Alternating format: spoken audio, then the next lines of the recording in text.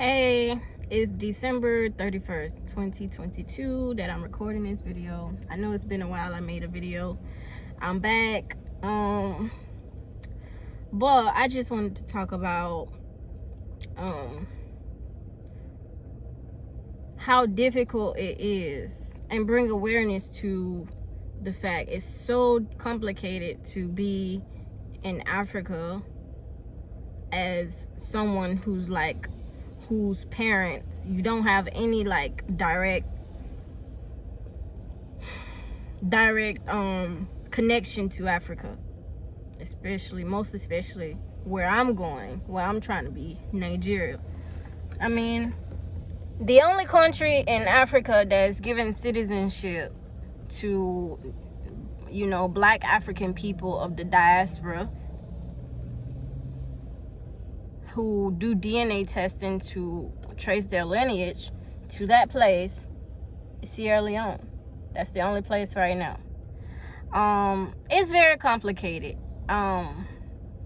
It's very complicated. As for me, I've been doing a lot of research on how to be in Nigeria. The most cheapest and easiest way to be in Nigeria or Africa for my convenience. And guys, ladies and gents, it's not that easy. Sorry, I don't know if I'm gonna edit this video. It's gonna be straight out, but I just want to talk about some of the difficulties that I've experienced and that I've came across. One of those is if you do getting a work permit, that's kind of complicated. I don't know where to start with work visa or stuff like that. I don't want, my goal is to literally be in Africa forever. So that permanent, temporary visa is kind of gonna be in the back of my mind all the time.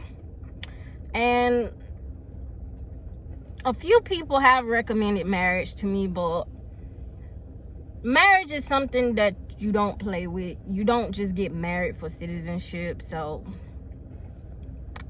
that's out of the question.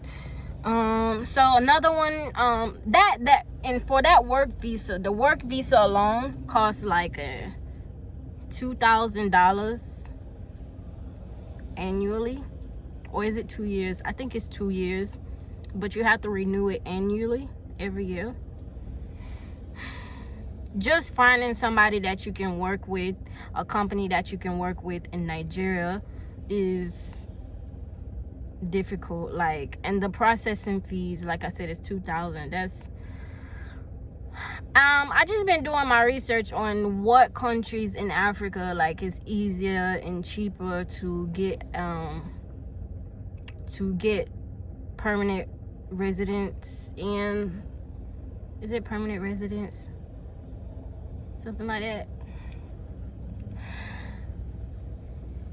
It's really stressful. And just me talking about this, I don't really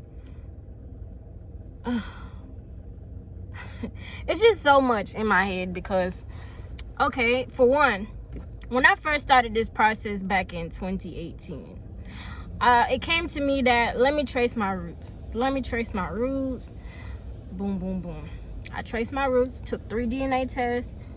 All 3 DNA tests say African lineage. Oh, I know I'm African. I just, for me to prepare myself to be in Africa, through their way. But anyways, one of the tests says Nigeria, my maternal lineage. So I've done all those processes and out of my own money. Even though I feel that we, not even feel, just I think that as black people in diaspora, we shouldn't have to pay for something that we are not, we was taken away from Africa, and now we gotta pay to trace our roots and even try to go back home if we don't want to be here. It's really stressful because a lot of the complications that I have here, I know I won't have there. I'm not saying Africa is perfect. Not saying that nowhere is perfect, but I just know for me, it's better for me to be in Africa than to be in America. So I'm really trying to like prepare myself to get back to Africa, but it's really really a stress, and I just been coming up with all kind of ideas.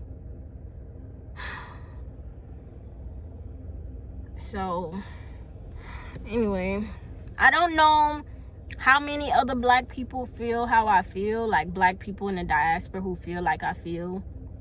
Even those continental Africans who have left Africa and went abroad, I know as many that feel like I feel. Except they don't have the hassle of getting citizenship because they already got citizenship in Africa. But you know, well, I haven't really brought this up to too many people, and I know this video is gonna get a lot of Nigerians especially saying, you know, probably mocking me or questioning why you want to come to Nigeria, why you want to come to Africa. It's us, you know, saying, oh, many people are trying to leave Nigeria, you know. So it's not something that I wanted to like open up too much about, because it's a very personal issue for me. Very personal issue. You know, it's a very personal something. But as much as I have been trying to keep it personal and, you know, trying to figure it out on my own, I'm open to more ideas. So that's the purpose of me making this video. One of the purposes of me making this video. So, you know, I'm gonna just post it, see what comments I get, you know, see what y'all say. I really hope, I really want everyone to like listen, who listen or click this video, to, you know, really like take your time and try to understand, you know, try to put yourself in somebody else's shoes, my shoes, before you just start being negative or, you know, making negative comments or making unconstructive comments and things like that, because you never know what somebody else is going through. You really don't know what somebody else is going through. So if your comments are not really constructive, let's not even, you know, click the submit button and put it on. So with that being said, what do y'all think? What do y'all think? I even went as far as looking at humanitarian missionary programs, and honestly, to think about it, that's not something that's really following my goals. So that ended there. Plus, some of those humanitarian missions, you got to pay for that yourself, and it's even more expensive than the Surpack costs. So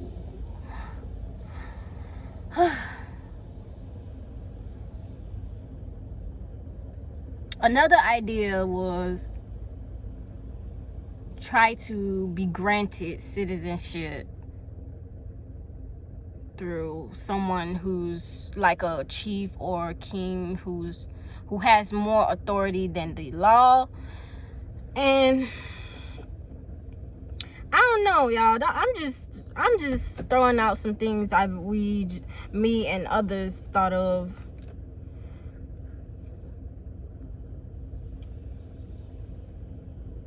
It's a lot of pros for me to be in Africa compared to me to be living in America. Like, I just crave to be in Africa. I really do. And for those who don't know, I recently just came back to America in June this year, 2022, after being in Africa for over a year actually. On my first visit, my first time stepping foot in Africa was June 5th, 2021. My first visit, I came for a year, at least a year. You know, some people come to Africa, you know, most people come to Africa for like a week, maybe a week, 2 weeks, 3 weeks, a month. I came for a whole year. That just shows you how bad I want to be in Africa, like how dedicated, how passionate I am and serious I am. Because even when I first left, a lot of people was like, dang, you left for real? You went for real? They were surprised. They thought I was just talking. They thought I was just talking. And now I'm going back. And people think I'm playing, but I'm not. I'm so serious, because like my health, my mental health, my spiritual health, just my health in general in all aspects is better in Africa. Like, and I can only imagine how it's gonna be if when I have a peace of mind and I'm there and I don't have to worry about, you know, paperwork and this and this and this and this. I could just build my life. But just the whole cost of living in America, being to myself, it's stressful. Like, I can't even explain how stressful it is. I'm not your typical black African person. I'm not your typical African person. So I ask kindly, have patience with the things that I say. Sometimes I don't even know how to explain what I want to say.